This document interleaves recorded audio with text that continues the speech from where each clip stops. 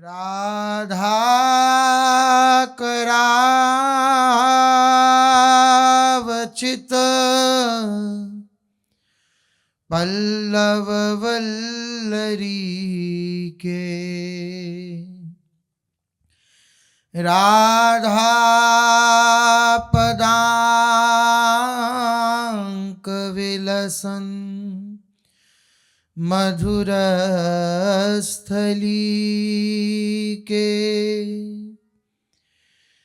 राधा यशो मुखर मत खगावली के। राधा विहार विपिने रमता मनो में। प्रेमानंद उत्पुलकित गात्रौ विद्युद्धाराधर समकांति। श्री राधा कृष्णौ मनसि दधानम् वन्देऽहं श्रीहितहरिवंशम् वन्देऽहं श्रीहितहरिवंशम्। राधा राधा राधा राधा राधा राधा राधा राधा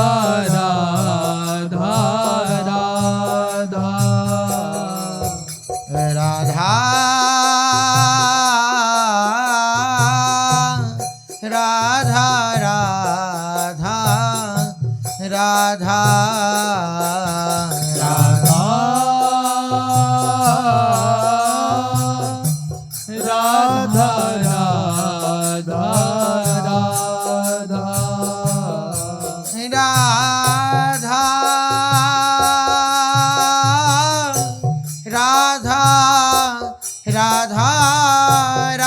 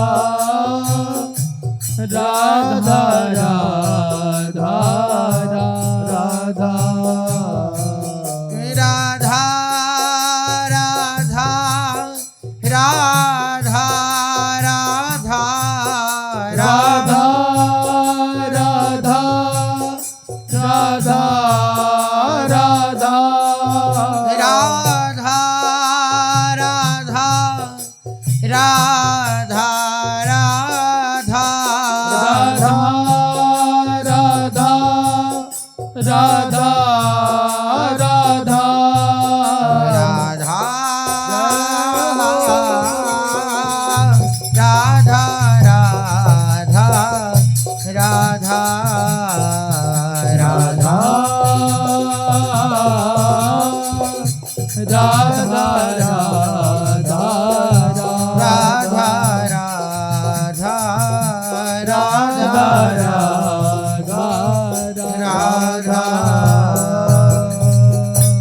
श्री राधा वल्लभ लाल की, महाप्रभु श्री हरिवंश चंद्रजू महाराज की, श्री सद्गुरुदेव भगवान की जय। रसघन मोहन मूर्ति ठाकुर श्री राधा वल्लभ लाल जी, अनंतानंत सखियों की प्राण सजीवन मूरी श्री लाडली जी एवं इन युगल स्वरूपों को हृदय में नित्य नवीन रूप से दुलार करने वाले श्री सद्गुरुदेव भगवान के श्री चरणों में दंडवत प्रणाम है। हमेशा एक बात अपने हृदय में सदा धारण करते रहना चाहिए, जो इस मार्ग का पथिक है वे कभी अपने लक्ष्य की तरफ से प्रमादित ना हो, अपने लक्ष्य की तरफ से कभी प्रमाद धारण ना कर ले। प्रमाद धारण करना क्या है? सोते रह गए या दिनचर्या जो है अपनी उसको सुचारू रूप से नहीं किया, ये तो है सो है ही, लेकिन मुख्य प्रमाद है इस मार्ग का कि जिन दोषों से बचना है उन दोषों से न बचकर उन दोषों को उत्साहित होकर स्वीकार करते रहना, ये सबसे बड़ा प्रमाद है। सच मानिए, हमें किसी के अंदर दोष दर्शन नहीं करना।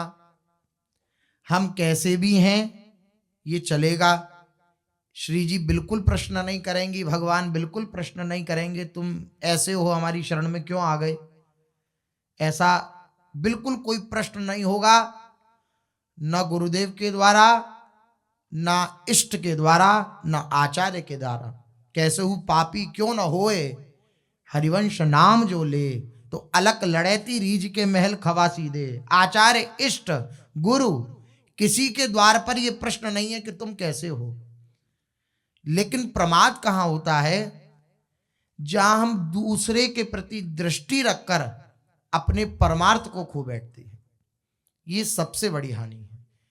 इसे ही वास्तविकता में प्रमाद कहलाना चाहिए। हम नहीं उठ पाए, कल उठ जाएंगे।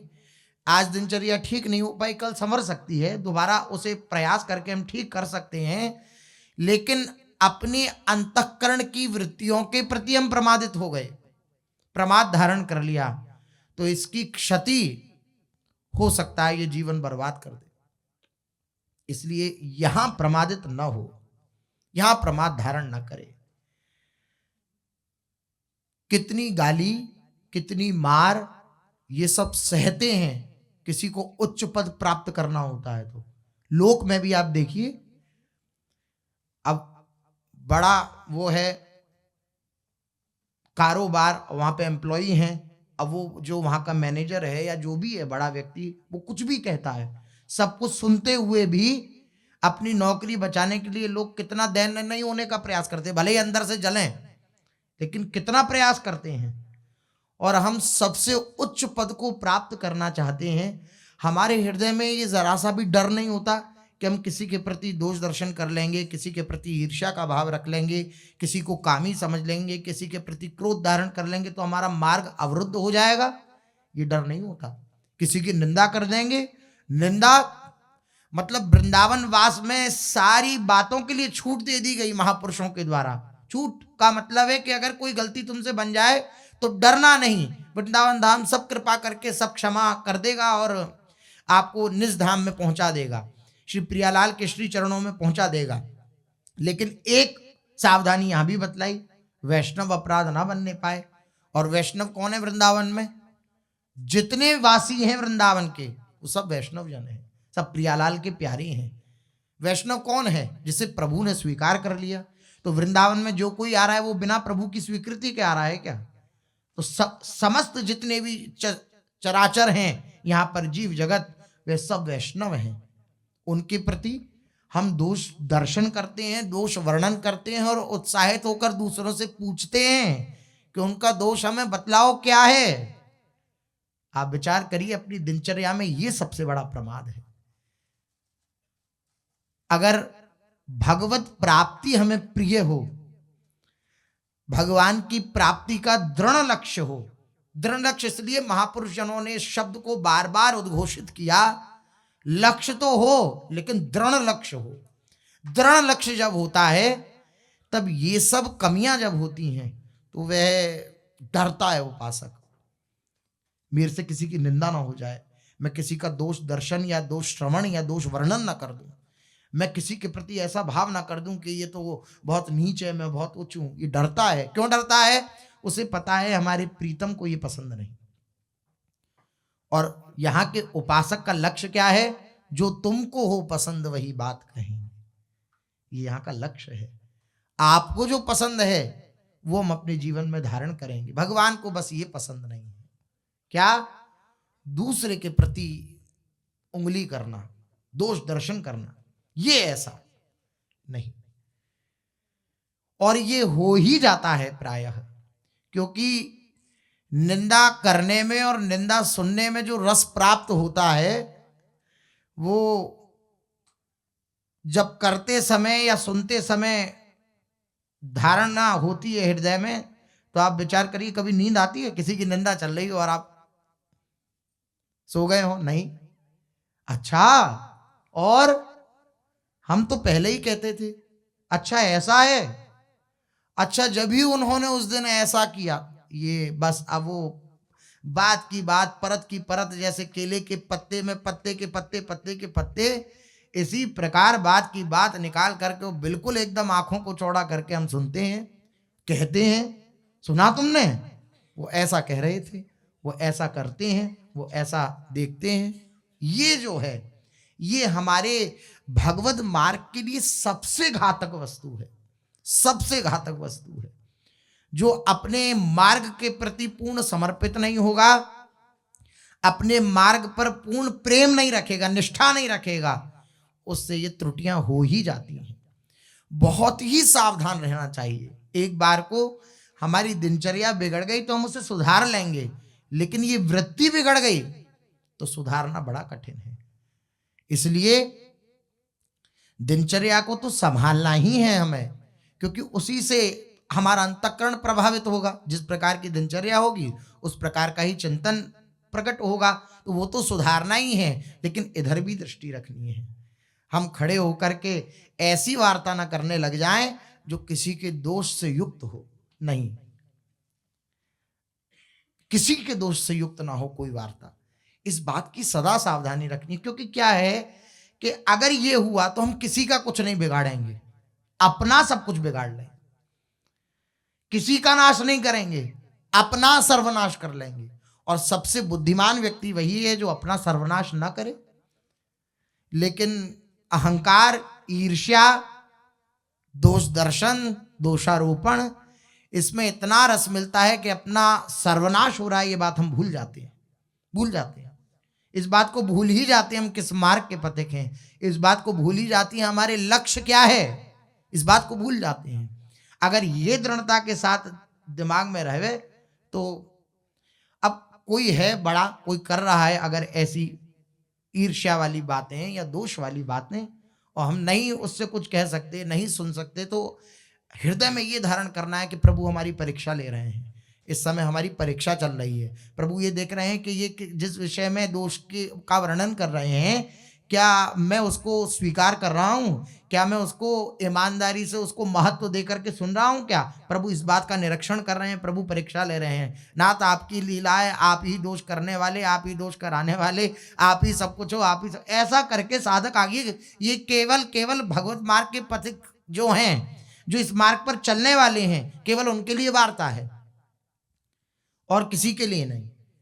उसको सदा सावधान रहना इस चीज में। नहीं कह पाए तो प्रयास करें, कोई ना कोई बहाना कह करके और वहां से विदा हो जाएं, फिर पुनः प्रयास करें कि हम ऐसे संग में न खड़े हों, न बैठें, क्योंकि यही ऐसा एक दोष है जो आप सच मानिए, आपने किसी के विषय में कुछ सुना, हो सकता है उस समय आपकी उसके प्रति बहुत श्रद्धा हो, आप उस समय उस बात को अंगीकार ना करें, स्वीकार ना करें, लेकिन जिस व्यक्ति के विषय में आपने सुना है वो व्यक्ति जब आपको कभी विरोध भाव उत्पन्न अर्थात प्रतिकूलता देगा, तो वो जितना भी आपने उसके विषय में सुना है वो पुनः जागृत हो जाएगा हृदय में, वो कहेगा कि हाँ ये दोष उसने बताए थे, ये और ये दोष श्रवण का ये महात्म्य है, महिमा है। क्या? जो दोष आप सुनेंगे वो दोष आपको दिखने लगेंगे, ना होते हुए भी दिखने लगेंगे। ये दोष श्रवण की महिमा है। हम आपके विषय में ये सुन लें कि ये अमुक कुछ करते हैं, तो हम जब आपको देखें आप कुछ नहीं करते, लेकिन हमारी दृष्टि यही होगी कि हाँ ये तो वही हैं जो अमुक क्रिया प्रतिक्रिया करती हैं। तो इसलिए सबसे ज्यादा जो नाश होता है वो दोष श्रवण, दोष दर्शन, दोष कथन, इससे ही होता है। इसलिए भगवत मार्ग से जो प्रेम करते हैं, निष्ठा पूर्वक चल रहे हैं, उनको अपना सर्वनाश नहीं करना चाहिए। किसी का दोष देख, यही भगवान अब जो अगले लक्षण में बतला रहे हैं, मेरे भक्त के अंदर किसी के प्रति ईर्ष्या नहीं होती, अमर्ष नहीं होता। हर्षामर्ष भयोद्वेगैर मुक्तो यह सच में प्रिय। हर्ष और अमर्ष, हर्ष नहीं होता वो किसी बात से लौकिक, केवल मेरी प्रसन्नता प्रसन्न, जिसकी कल चर्चा हुई थी। अब अगली बात जो भगवान कह रहे हैं, मेरा भक्त अमर्ष से युक्त होता, अर्थात वो किसी से ईर्ष्या नहीं करता, किसी से ईर्ष्या नहीं करता। किसी के उत्कर्ष को देख करके, उन्नति को देख करके न सहन करना, ये अमर्ष कहलाता है। किसी की उन्नति हमने देखी, ये खूब आगे बढ़ रहा है, उसको देख करके एक स्वाभाविक हृदय में जलन होना, ये ईर्ष्या है, ये अमर्ष है। और ये इतनी सूक्ष्म रूप से हृदय में विद्यमान होती है कि अंतर्मुख साधक इसको देख पाता। खूब आप उससे हंस के बोलेंगे, खूब प्यार से बातें करेंगे, लेकिन ये ईर्ष्या का चमत्कार ऐसा होता है कि जिससे आप हंस के बात कर रहे हो, उसके प्रति अगर आपकी ईर्ष्या है तो उसके ऊपर कभी भी विपत्ति आएगी तो आपके हृदय में एक गुदगुदी सी होगी कि अच्छा हुआ। यह है ईर्ष्या, इतनी भयंकर है ये ईर्ष्या।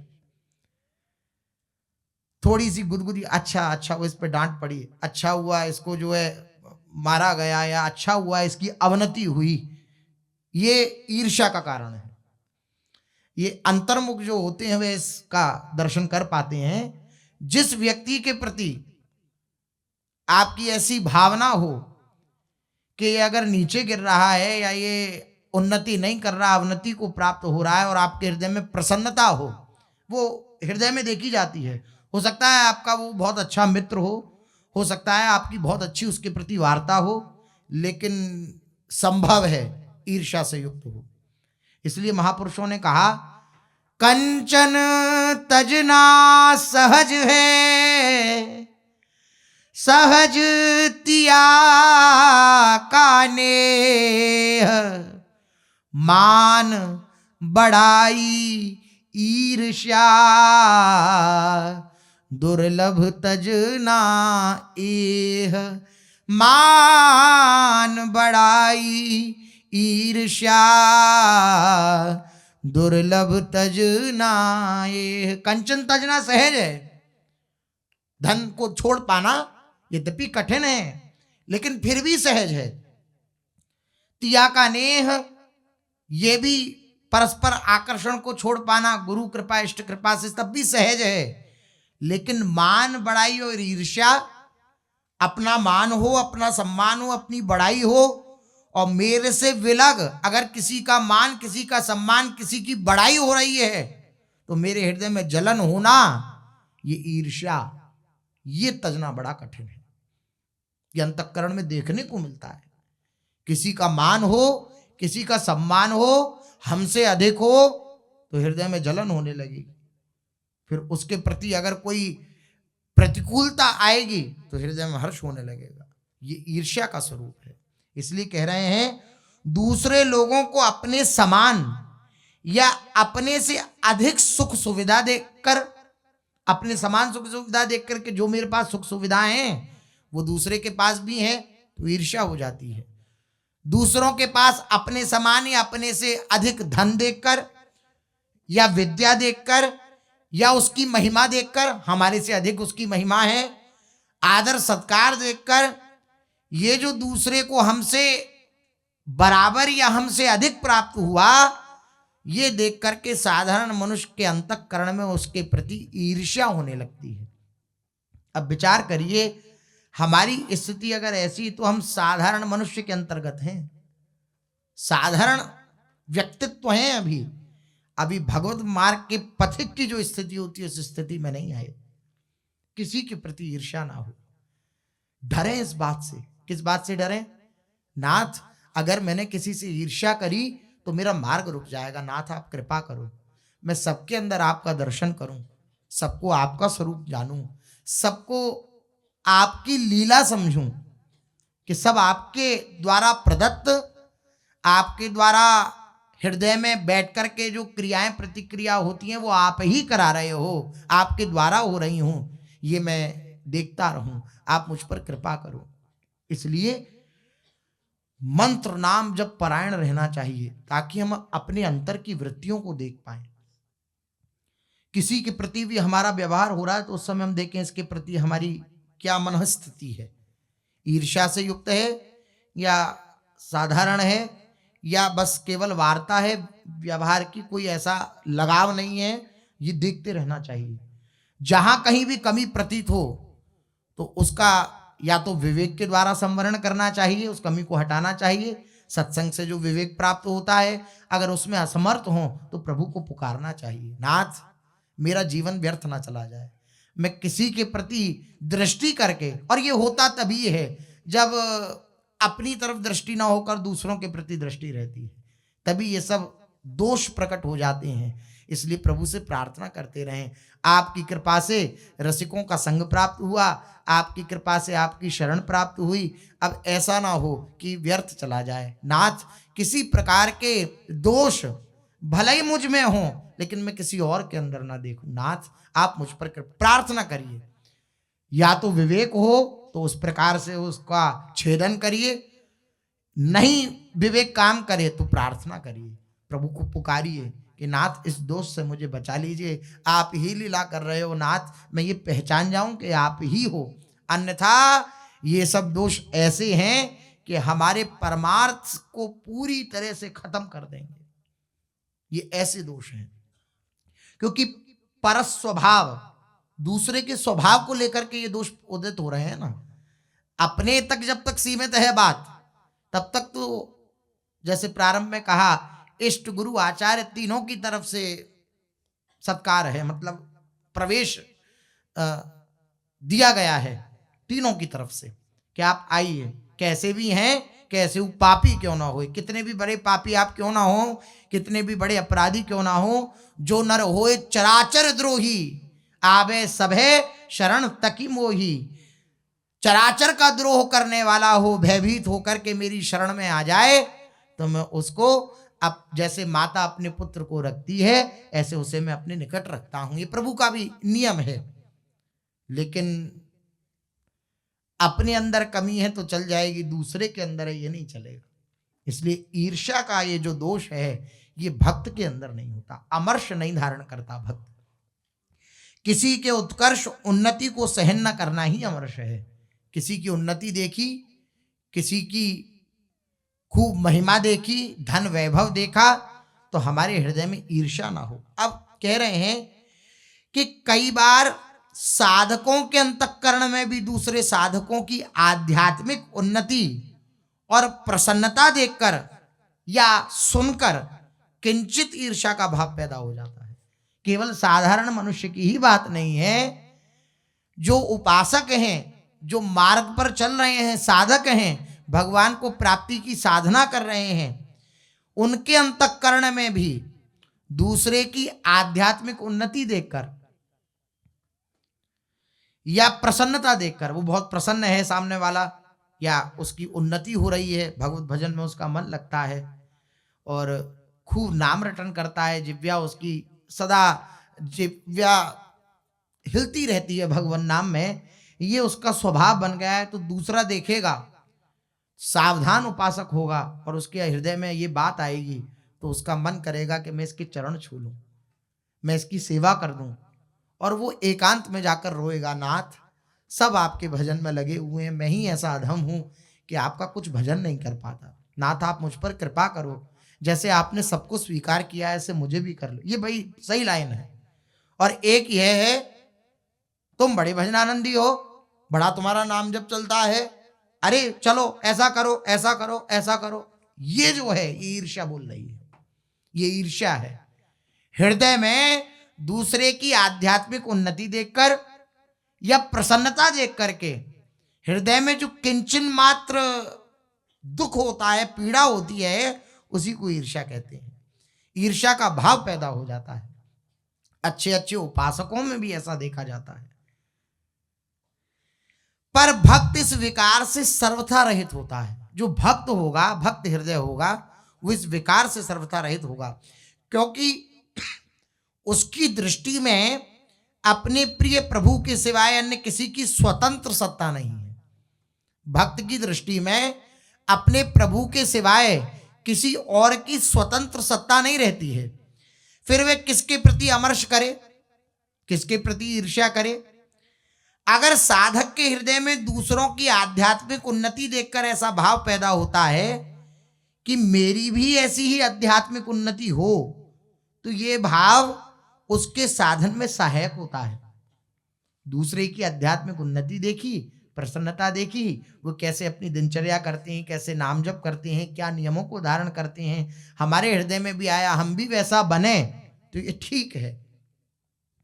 लेकिन अगर हृदय में ये आया कि मुझसे आगे बढ़ता चला जा रहा है, ये तो उस उच्च पदवी पर को प्राप्त हो गया, ये तो गुरु जी के निकट ही रहता है, हम तो निकट नहीं रह पाते, ये सब बातें जो हैं ये हमारे मार्ग को अवरोध पैदा कर देंगी।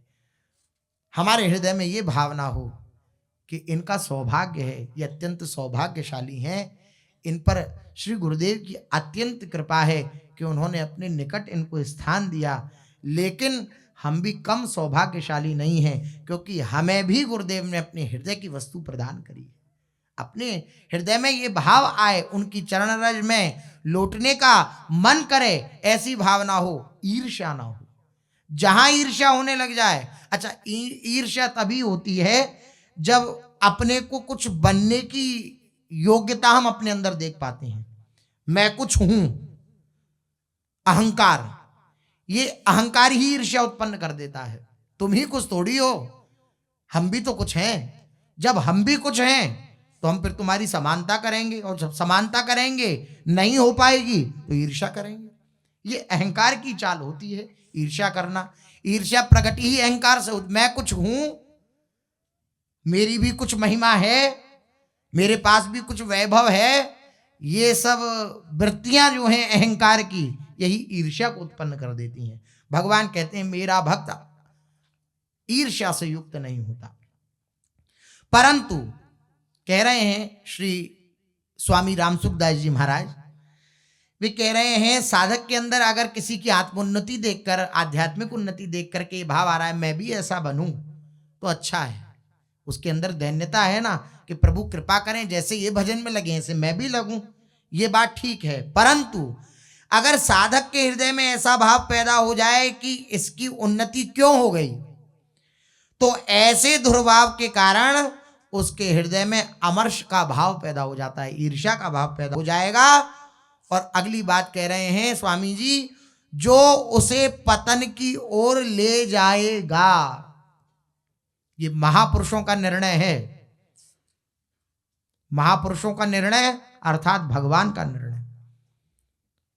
अगर ईर्ष्या रूपी दोष हृदय में है तो ये पतन की तरफ ले जाएगा। फिर ये भजन में नहीं लगने देगा, फिर एकांत में भी ये चिंतन होगा मैं कैसे उससे आगे बढ़ूं, मैं कैसे उससे ऐसा करूं, मैं ऐसा क्या ऐसा दंभ करूं, पाखंड करूं कि लोग मुझे भी कुछ समझें। इस प्रकार की वार्ता हृदय में आ जाएगी, बड़ा विकट है। और अंतर्मुख न होने के कारण इस पर दृष्टि भी नहीं जाती है। हृदय में ये ईर्ष्या पनपती रहती है और दृष्टि भी नहीं जाती है। कोई गुरु का कृपा पात्र, अपनी उपासना में ईमानदारी से लगने वाला उपासक ही इस दोष को अपने अंदर देख पाता है। और दोष को जहां देख लिया वहां उसका आप समाधान करने के लिए तुरंत आप प्रयासरत हो जाएंगे। हम दोष को जब दोष नहीं समझते हैं तब हम उसका शमन करने के लिए प्रयास नहीं करते हैं। जिस दिन हम दोष को दोष रूप में स्वीकार कर लेंगे उसी दिन से सुधार होना प्रारंभ हो जाएगा। इसलिए आप और हम सभी मिलकर के प्रभु के चरणों में प्रार्थना करें कि नाथ, अच्छा हूं या बुरा हूं, जैसा भी हूं तुम्हारा, लेकिन मैं किसी के अंदर अच्छाई या बुराई दोनों ही ना देखूं। क्या देखूं? आप ही सबके अंदर हो। भक्त गुण या दोष नहीं देखता किसी के अंदर, गुण भी नहीं देखता, दोष भी नहीं देखता, वो केवल प्रभु को देखता है, वो केवल प्रभु को देखता है। इसलिए प्रभु का दर्शन करने का प्रयास करें। अंतःकरण में जलन हो तब इस बात को स्वीकार करें कि इस जलन रूप से भी प्रभु आए हैं। अगर मैं जल रहा हूं अभी तो इस जलन रूप से भी प्रभु आए हैं। नाथ आप ही हो, आप आकर के जलन रूप से विराजमान हुए हो। जहां आप ऐसा सोचेंगे वहां जलन खत्म, प्रभु का ही। क्योंकि जो हैं जिन उनकी सत्ता जब हमने मान ली, असत की सत्ता नहीं मानी, तो जो हैं जिनकी सत्ता है उनका अनुभव होने लग जाएगा, उनको देखने लग जाए। इसलिए प्रयास करिए, न गुण देखें न दोष देखें। गुण हैं तो प्रभु प्रदत्त हैं, दोष हैं तो मेरी दृष्टि का दोष है, मेरे अंदर दोष है इसलिए मुझे दूसरे के अंदर दोष दिख रहे हैं। ऐसी भावना के साथ सबके अंदर प्रभु का दर्शन करते हुए इस अमर्ष रूपी दोष से छुटकारा अवश्य पा लेना चाहिए। भगवान के भक्त के अंदर ईर्ष्या नहीं होती, अमर्ष रूपी दोष नहीं होता। अब अगली बात जो कह रहे हैं, भगवान के भक्त के अंदर भय नहीं होता। सुशेष चर्चा आगे चलते हैं। महाप्रभु श्री चैतन्य देव जी का चरित्र अपने लोग कथन श्रवण कर रहे हैं, जिसमें अपने लोगों ने श्रवण किया कि महाप्रभु जी कूर्मांचल तीर्थ से चलकर वासुदेव कुष्ठी जिनका चरित्र अपने लोगों ने श्रवण किया, उन पर कृपा करते हुए जियड़ नरसिंह नामक तीर्थ में आए और नरसिंह भगवान का दर्शन किया। उसके बाद भगवान नाम का उपदेश सबको करते हुए महाप्रभु गोदावरी के तट पर आए और गोदावरी के तट पर आकर श्री महाप्रभु जी ने विचार किया कि सार्वभौम भट्टाचार्य जी ने यहीं पर रामानंद राय से मिलने के लिए कहा था। वे यहाँ के शासनकर्ता राजा हैं, उनसे किस प्रकार भेंट हो सकेगी। यही सोचते विचारते प्रभु गोदावरी के बिल्कुल तट पर पहुंचे और एक स्थान पर आकर के बैठ गए और उस स्थान का दर्शन करके, गोदावरी जी का दर्शन करके श्री महाप्रभु जी को वृंदावन की स्मृति आ गई, वृंदावन का स्मरण करने लगे। कौन है ये राजा रामानंद राय? राय रामानंद जी के पिता का नाम भवानंद जी था। राजा भवानंद जी जगन्नाथपुरी से 3 कोस दूर अलालनाथ के समीप रहते थे। ये कर्णवंशी कायस्थ थे। इनके राय रामानंद, गोपीनाथ पट्टनायक, कलानिधि, सुधानिधि और वाणीनाथ नामक ये 5 पुत्र थे जो राय रामानंद जी के पिता थे। श्री भवानंद जी, इनके 5 पुत्र थे। ये उड़ीसा के महाराज प्रताप रुद्र के राज दरबार में एक प्रधान कर्मचारी थे। इनके 3 लड़के भी महाराज के दरबार में ऊंचे ऊंचे अधिकारों पर आसीन होकर राजकाज करते थे। भवानंद जी के 3 लड़के। गोपीनाथ कटक दरबार की ओर से मालजेठा प्रदेश के शासक थे। वाणीनाथ दरबार में ही किसी उच्च पद पर प्रतिष्ठित थे और राय रामानंद उत्कल देश के अंतर्गत विद्यानगर नामक राज्य के शासक थे। इस बात को हम पहले ही बता चुके हैं कि उस समय भारतवर्ष में छोटे छोटे सैकड़ों स्वतंत्र राज्य थे।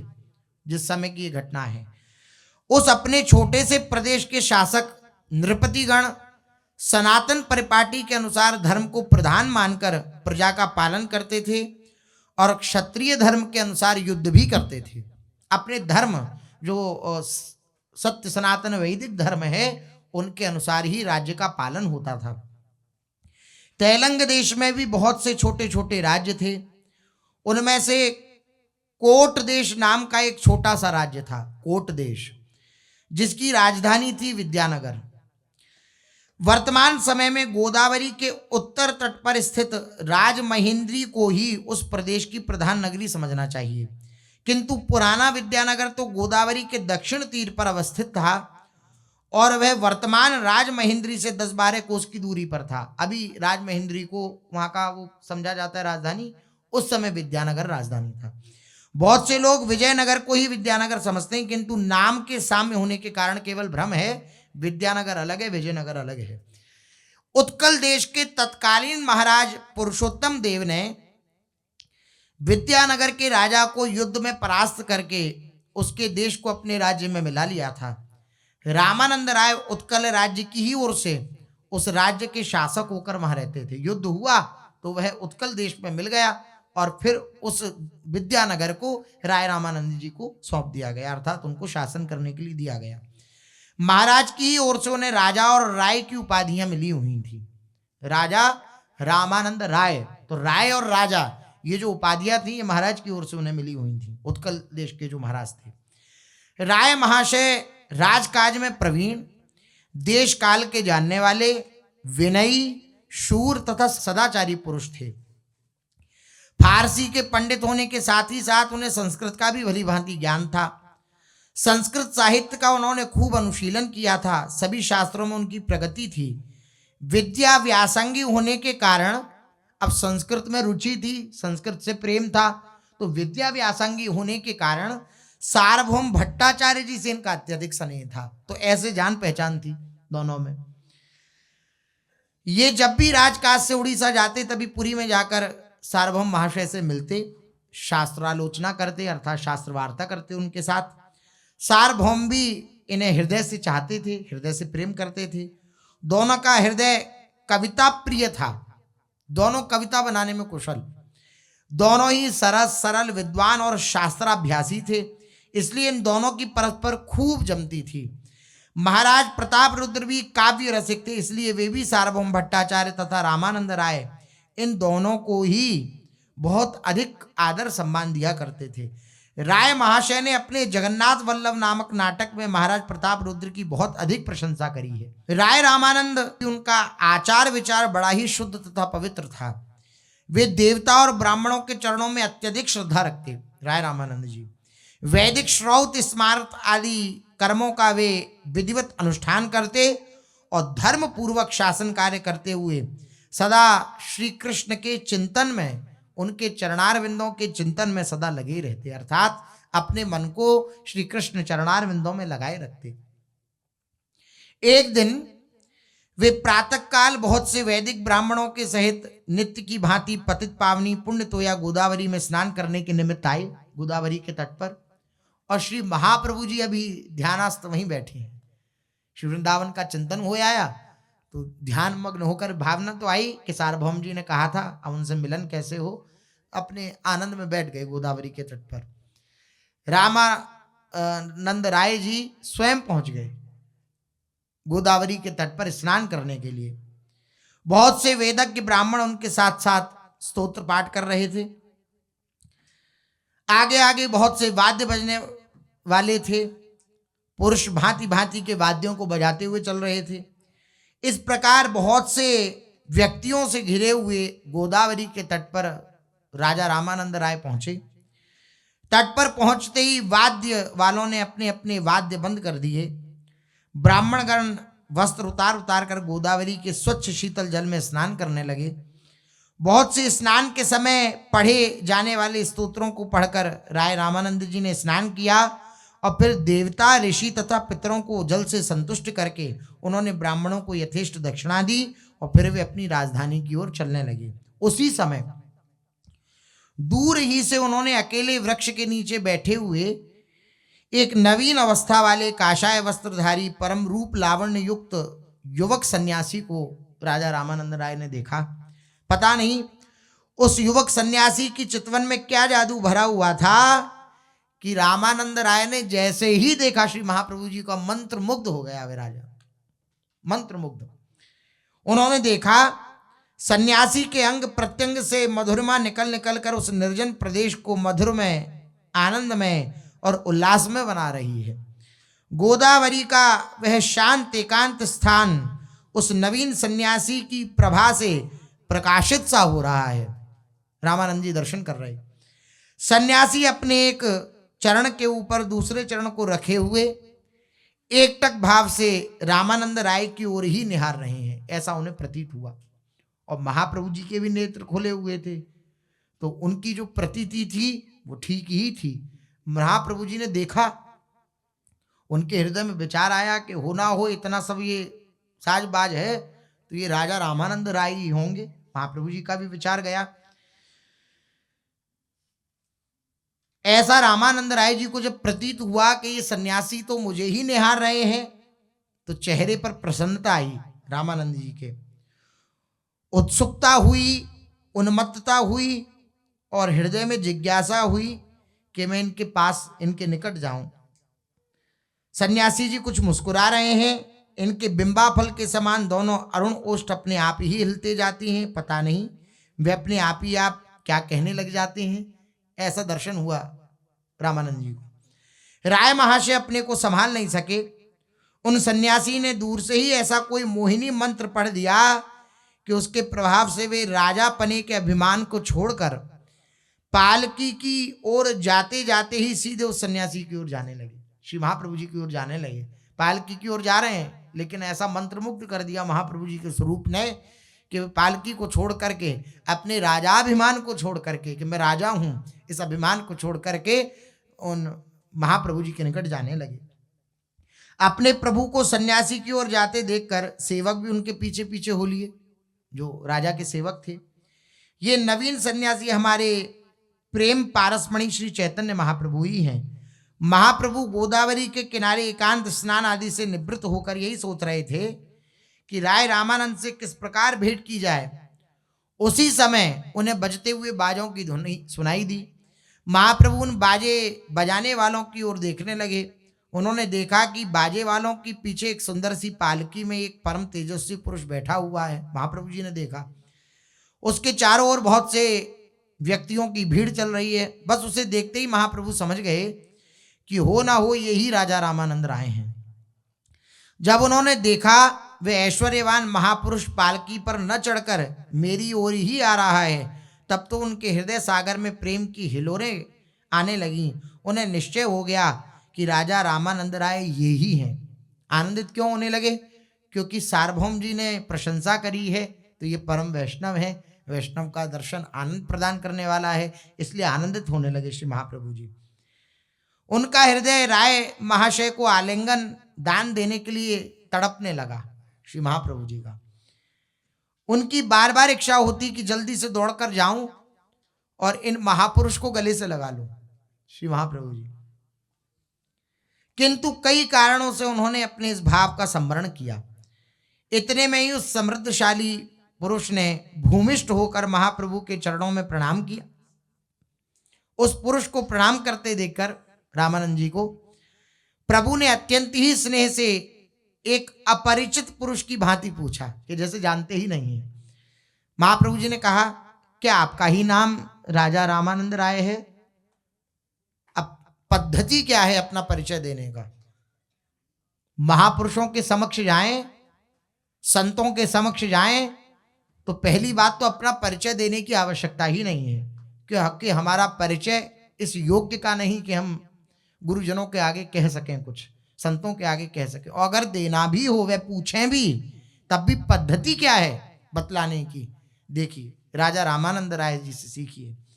उन्होंने दोनों हाथों की पहले अंजलि बांधी, हाथ जोड़े और हाथ जोड़कर अत्यंत विनीत भाव से, अत्यंत दैन्यता पूर्वक श्री राजा रामानंद राय बोले, भगवान, इस दीनहीन भक्ति विहीन जो धर्म का लेश नहीं जानता, इस अधम को ही रामानंद कहते हैं।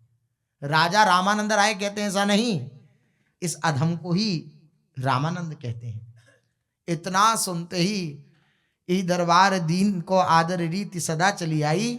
इतना सुनते ही महाप्रभु उठे और अब महाप्रभु जी पर रहा नहीं गया और रामानंद जी का गाढ़ आलिंगन श्री महाप्रभु जी ने कर दिया, तुरंत हृदय से लगा लिया। क्योंकि जो दैन्य है, उस दैन्य के अंदर ही ये दिव्य रस टिकता है। आलिंगन किया श्री महाप्रभु जी ने, बड़े स्नेह के साथ कहने लगे, राय महाशय, मुझे सार्वभौम भट्टाचार्य ने आपका परिचय जैसा दिया था वैसे ही आप प्रतीत हो रहे हैं, मुझे वैसे ही हैं आप। उन्हीं की आज्ञा शिरोधार्य करके केवल आपके ही दर्शनों की इच्छा से मैं विद्यानगर आया हूं। श्री महाप्रभु जी बोले, मैं सोच रहा था कि आपसे भेंट किस प्रकार हो सकेगी, सो कृपा सागर प्रभु ने अपना अनुग्रह दिखाया और उनका अनुग्रह तो देखिए, अकस्मात ही आपके दर्शन हो गए। मुझे कहीं ढूंढना भी नहीं पड़ा और आप मुझे मिल गए। ये प्रभु की कृपा ही तो है कि आप जैसे महापुरुष का मुझे दर्शन हुआ। आज आपके दर्शनों से मैं कृतार्थ हो गया। श्री महाप्रभु जी, मैं संपूर्ण यात्रा को, जितनी भी यात्रा मैंने अभी तक करी, उस यात्रा को अब मैं सफल मानता हूं। मुझे आपका दर्शन हुआ, मेरा संन्यास लेना सार्थक हो गया। विचार करिए कितना विकट का दैन्य होता है महापुरुषों के अंदर। अब है कहीं अमर्ष दिख रहा है क्या? ये है भक्त की पहचान, सदा सबको सम्मान देने की भावना, स्वयं सम्मान लेने की भावना नहीं। महाप्रभु जी बोले मेरा संन्यास लेना सार्थक हो गया। जो आप जैसे परम भागवत भक्त के मुझे स्वतः ही दर्शन हो गए।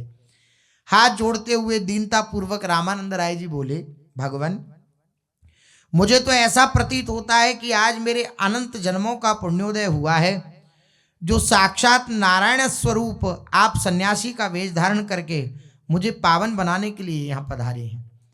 भट्टाचार्य सार्वभौम की मेरे ऊपर सदा से अहेतु की कृपा रही है।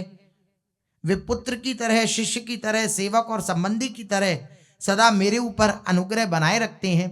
रामानंद राय जी कह रहे हैं महाप्रभु जी से, प्रतीत होता है उनके ऊपर आपकी असीम कृपा हुई है, तभी तो उनके आग्रह को स्वीकार करके आपने मुझे अपने दर्शनों से कृतार्थ किया।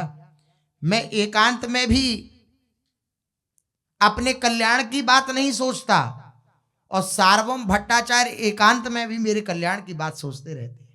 ऐसा मेरे से प्रेम वह करते हैं, वे एकांत में भी मेरे कल्याण की बातें सोचा करते हैं। उसी के फलस्वरूप आपके अपूर्व दर्शनों का सौभाग्य मुझ जैसे अधम को हो सका।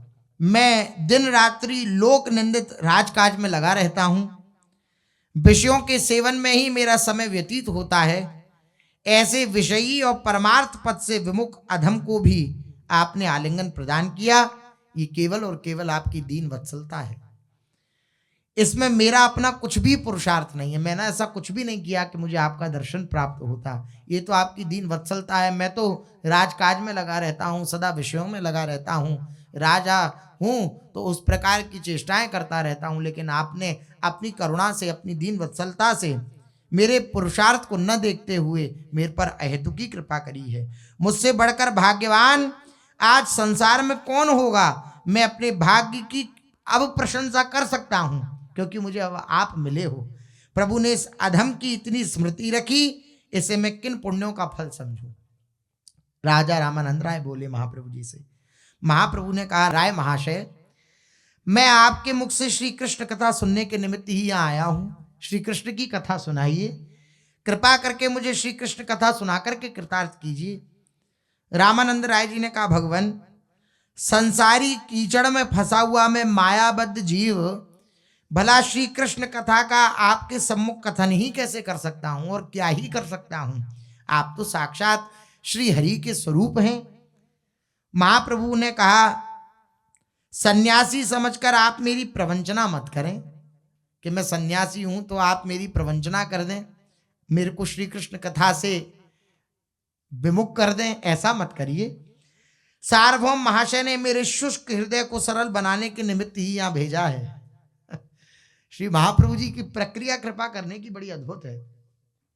सार्वभौम जी पर भी अपनी दैन्यता से कृपा कर दी, और देखो इनके सामने कह रहे हैं कि सार्वभौम जी ने मुझे यहाँ भेजा है, मेरा हृदय शुष्क है, सूखा हुआ है, तो इसको कृष्ण कथामृत रूपी जल से आप सींचेंगे, इसलिए उन्होंने मुझे यहाँ भेजा है। आप अब इससे वंचित मत करिए, मेरी प्रवंचना मत करिए।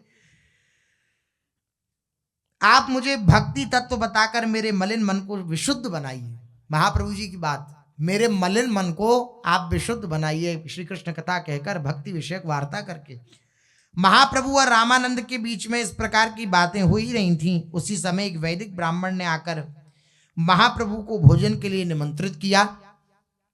राय महाशय ने भी समझा कि यहाँ इतनी भीड़ भाड़ में इन महापुरुष से आंतरिक बातें करना ठीक भी नहीं है, अतः फिर आकर दर्शन करूंगा, ऐसा कहकर रामानंद जी ने प्रभु से अपने स्थान में जाने की आज्ञा मांगी कि अब मैं अपने स्थान पे जाऊं, अतः फिर आकर दर्शन करूंगा, ऐसा कहकर रामानंद जी ने प्रभु से अपने स्थान में जाने की आज्ञा मांगी।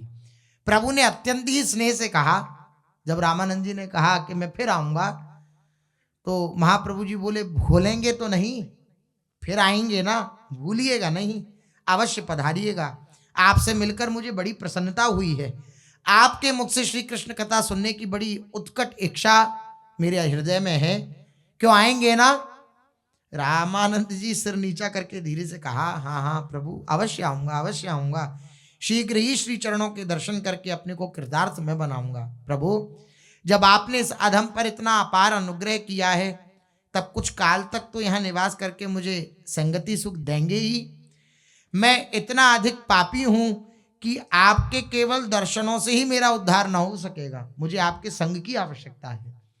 आपके केवल दर्शन कर लूं, मैं इतना पापी हूं, मेरे पापों का उद्धार इतने में नहीं हो पाएगा, मुझे आपका संग चाहिए। इतना कहकर राय महाशय ने प्रभु के पाद पद्मों में प्रणाम किया और वे अपने सेवकों के सहित राजधानी की ओर चले गए। इधर महाप्रभु भी वह जो ब्राह्मण देवता आए थे उनके घर गए और वहां पर भिक्षा करी। संध्या का सुहावना समय है। सूर्यदेव अपनी समस्त रश्मियों के सहित अस्ताचल की लाल गुहा में प्रवेश करने वाले हैं।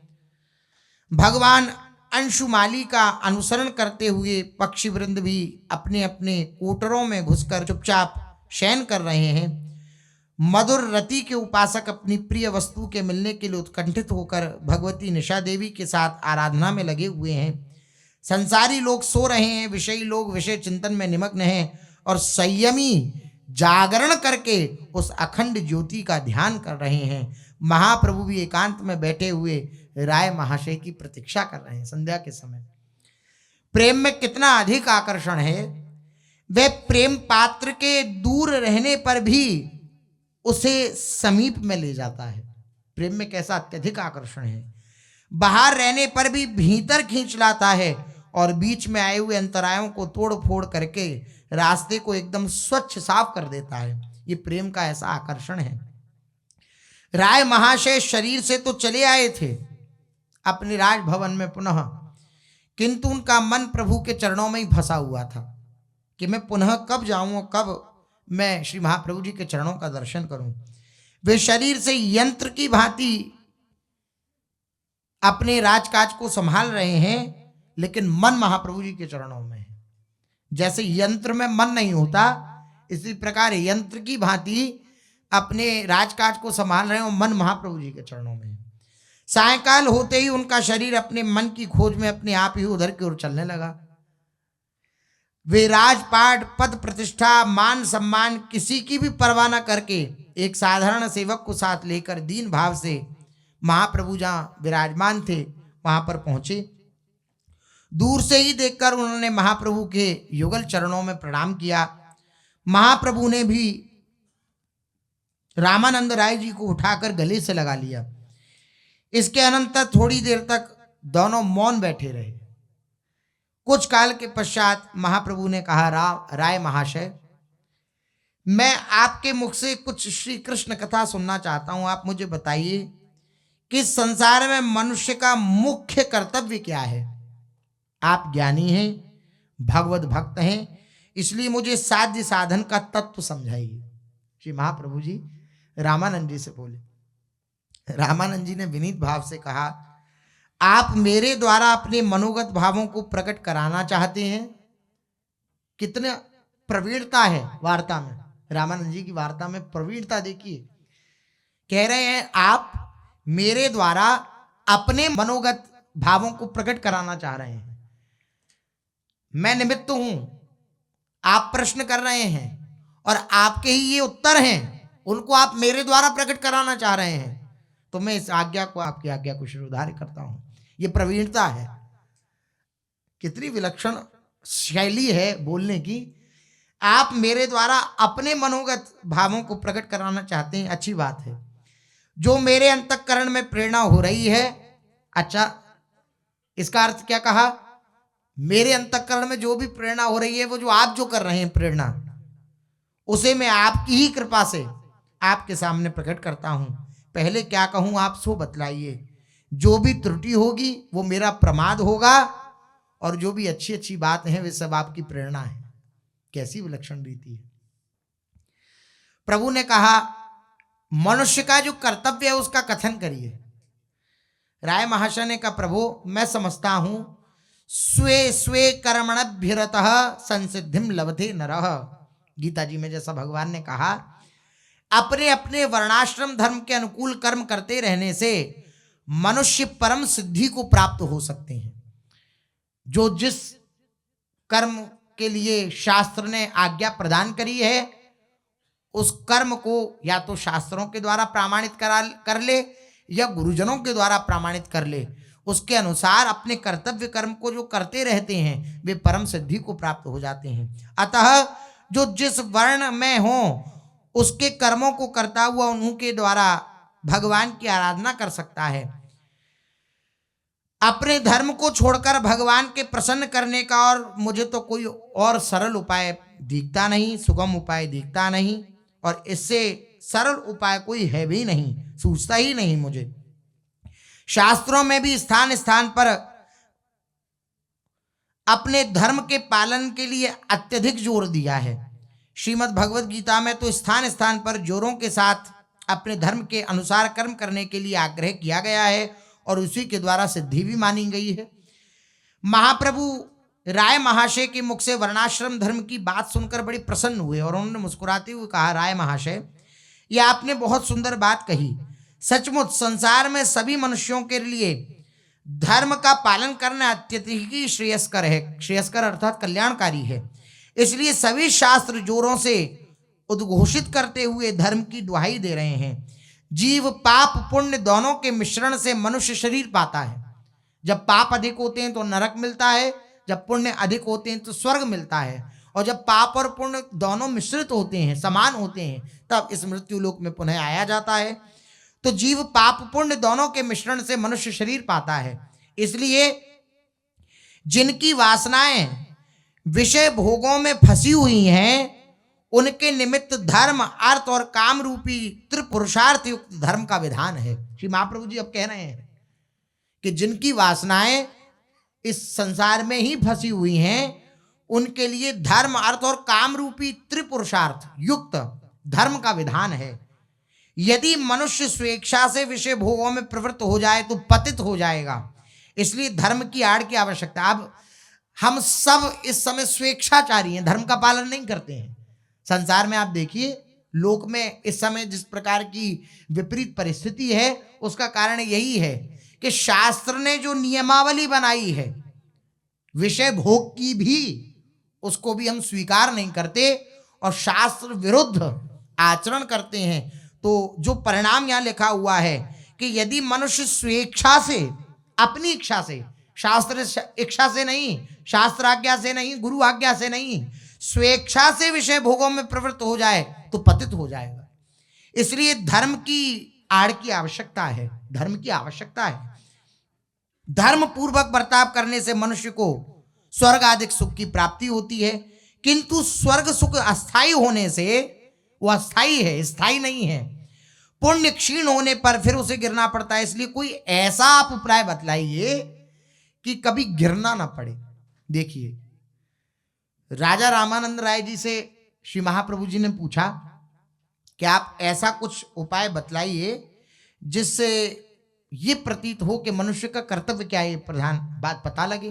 तो उन्होंने धर्म का वर्णन किया कि जो अपने वर्णाश्रम धर्म है उसके अनुसार जो चलता है वो उन्नति को प्राप्त होता है, यही मुझे समझ में आता है। तो महाप्रभु जी ने उस बात का प्रोत्साहन दिया, उसको सपोर्ट किया और उसके बाद कहा कि आप जिस धर्म की बात कर रहे हैं उसका अनुपालन करने से अधिकाधिक स्वर्ग की प्राप्ति होती है, और जब पुण्य क्षीण हो जाते हैं तो पुनः मृत्यु लोक में आना पड़ता है। मुझे आप ऐसी वार्ता बतलाइए कि जिससे गिरना ना पड़े।